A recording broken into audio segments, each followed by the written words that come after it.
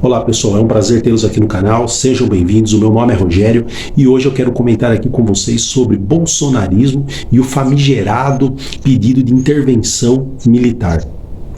Sei que o que vou dizer aqui vai escandalizar os ouvidos de muitos colegas bolsonaristas que pedem a intervenção militar, mas não posso me calar diante de um assunto tão importante para a nossa jovem e sonhada democracia.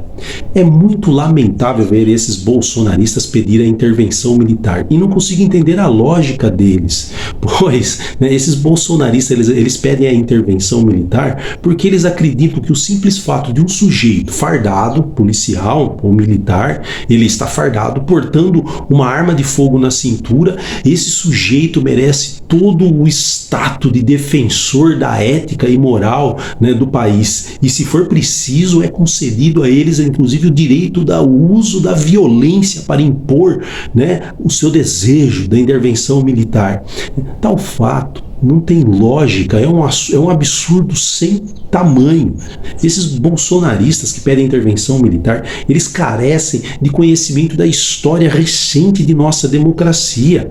Os fatos que ocorreram durante o golpe da ditadura militar em 1964 foi um período cruel da nossa história, que deve ser lembrada para não ser repetida, pois foram 21 anos de chumbo, um período de violação dos direitos humanos, torturas, assassinatos, escuridão, medo, estupros. Sim, estupros. Pessoas eram estupradas, principalmente mulheres, elas eram estupradas nas delegacias, nas cadeias no Brasil afora.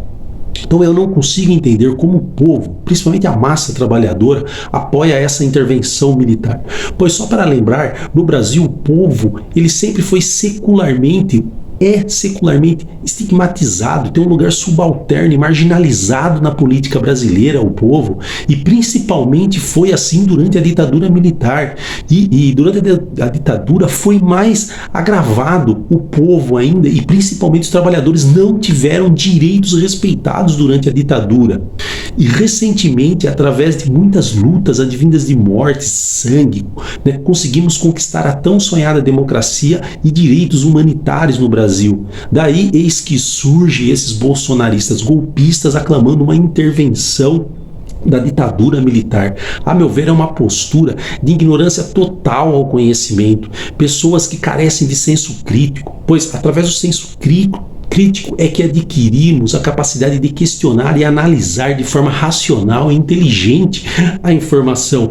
Esses bolsonaristas carecem disso, não têm senso crítico. Esses sujeitos que pedem a intervenção militar adoram dizer que na época da ditadura não havia corrupção, Então lamento informar vocês que havia corrupção sim, mas também havia censura e muitos escândalos, sequer chegavam aos jornais, pois os jornais não podiam noticiar nada que fosse contrário aos interesses do governo durante a ditadura militar.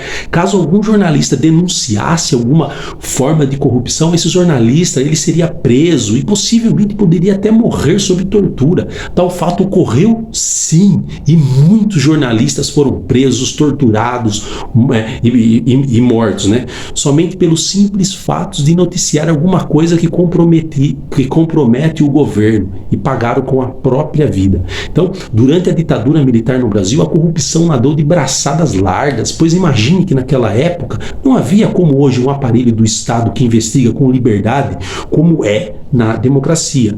Então, lembra aqui do pensador e filósofo do século XX, Adorno, que dialogando com Freud, Adorno disse: a sociedade civilizada em determinados momentos também produz anticivilização. E o bolsonarismo é isso, é uma ideologia com ideias de uma anticivilização.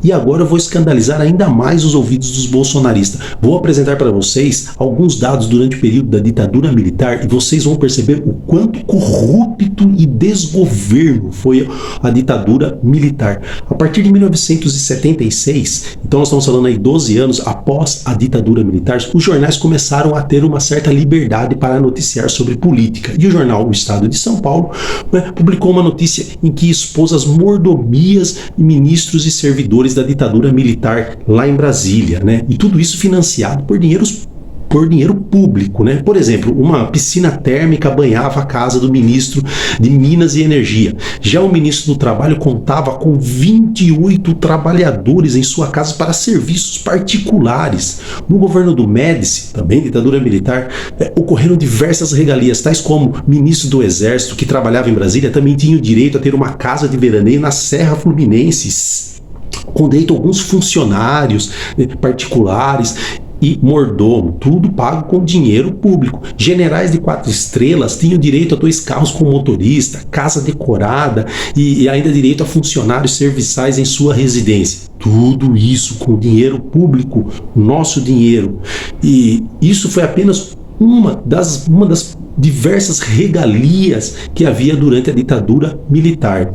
Também tiveram diversos crimes de corrupção cometidos pelos militares, mas como disse, não se podia noticiar, né? Não era divulgado na mídia, como aconteceu em 1970, em plena ditadura militar. Um batalhão da Polícia Militar do Rio de Janeiro, entre sargentos, cabos, capitães, começaram a se relacionar com o contrabando carioca. Diante disso, teve até um capitão que ficou muito famoso, muito conhecido, virou até celebridade, que ele recebeu medalha pacificadora de combate à guerrilha. Ele era da Polícia Militar e foi integrante, né? Ele foi um integrante que comercializava de forma ilegal o contrabando de caixas de uísque, perfumes, roupas de luxo, inclusive roubando carga de outros contrabandistas.